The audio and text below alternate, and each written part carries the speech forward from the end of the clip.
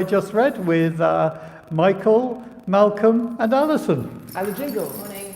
And lovely to see us, lovely to see us, lovely to see you. And we read, what do you read? You read Numbers 11. I love this One passage. manna 1 from- to 33. I One hadn't minute realised from quite heaven. how long it was when I started reading it. I thought I'd better speed up. There was a lot of Halfway through. I hadn't realised manna, they said it was like cake. Yeah, well, they pressed How it down could into they cake. complain about having too like much flour. cake to eat? Oh, absolutely. And then the bit about the Absolutely. quail, you have so much quail, It then they becomes get your the nostrils.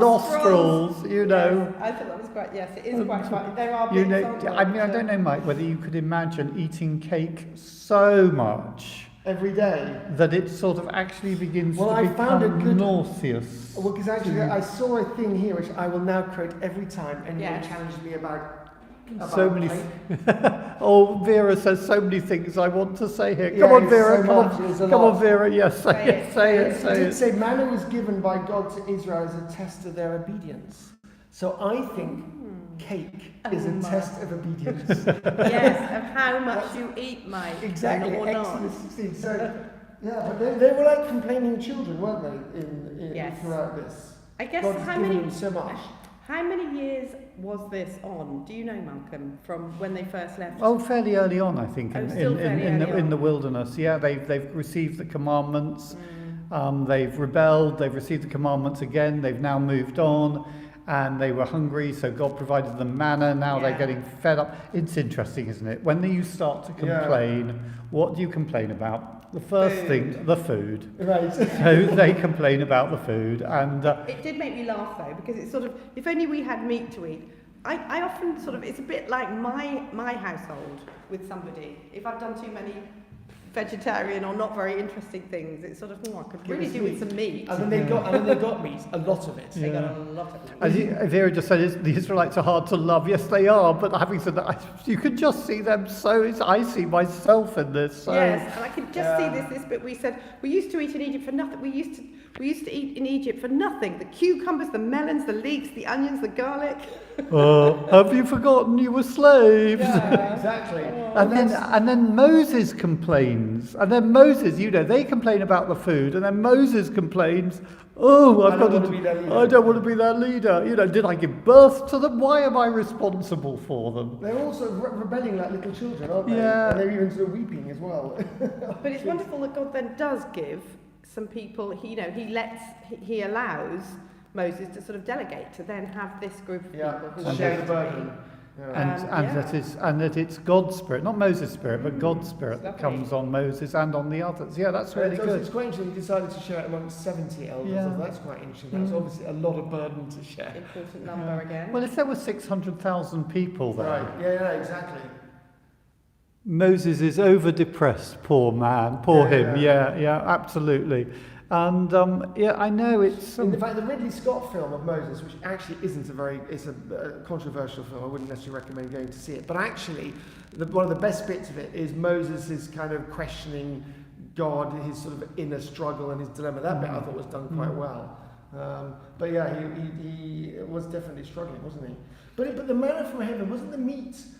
It was a bit of a sort of double-edged thing. That it's like, you want meat? You want meat? Right, have meat. You're going to have so much meat, you're going to be sick of it. Never want anything. Never want to see it again. Yeah. There's a bit of a.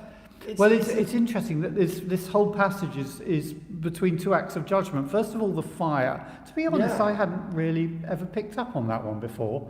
The fire at the beginning. Yes. And then secondly, the at the end, The the plague. plague. So it begins fire and then it ends with plague. And so again, you don't mess with God. I mean, Yeah. we might joke about the complaining, we might joke about the murmuring, but actually it's really quite serious stuff. Right. And I was always under the impression as well that that there was this whole time where God provided manna in the morning and quail in the evening. Does that come a bit later?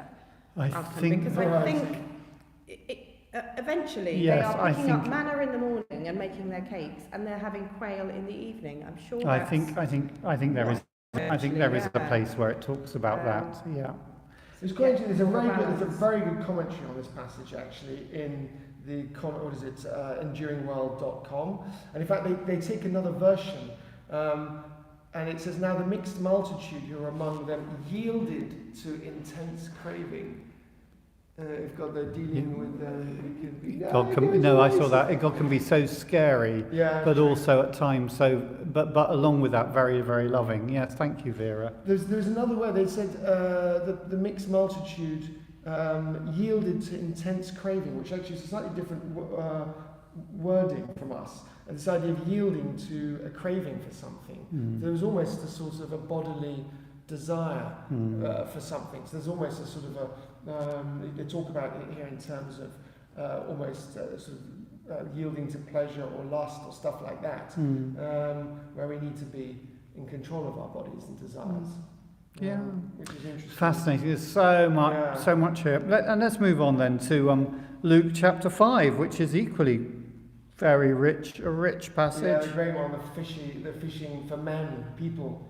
It's a great one, right? Yes, you'll be catching people. And so many fish, when they go out. And it's amazing. He was immediately moved. I love the way that there was like when Simon Peter sort of fell down on his knees and said, "Go away from me, Lord, I'm a sinner." He straight away got it, didn't he? It was almost like no doubt in his mind. He seems to understand straight away.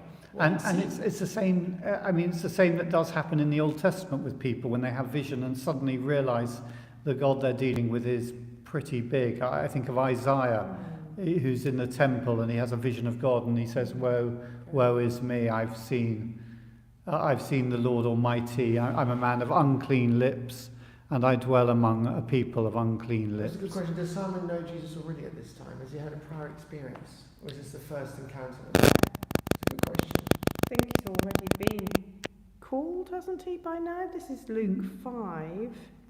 No, he hasn't been called. This is the calling of the disciples. Quite early on then. Yes, he calls him my Lord. Yeah, I'm not sure, Vera, on that one. I can't remember, but I think He does say, it says to Simon here, Simon Peter says, "Do not be afraid. From now on, you will be catching people." So doesn't that sound like a calling there? I think in Luke's gospel he hasn't been called, and so. But I'm sure that Peter and John, and they were in Galilee. They were in this area, the Lake of Galilee. They would have probably known about Jesus and may have known him. Yes, like a celebrity. It's slightly different in that time because there were fewer people, so people would have known more personally. Yes, less Instagram. Yeah. Is this somewhere near and around Capernaum? Yes, it would have been close by. So they were sort of from the same area as Jesus. Right. They would have known Jesus, and to be honest, he's already got into Simon Peter's boat to preach. So I think But clearly, Simon gets to meet Jesus in a very different way here. Yeah, lovely. Great. Have a wonderful day. And It's wet. it is wet. Take your umbrella. Yeah. Bless you. Thank you. Bye bye. Bye. Bye bye.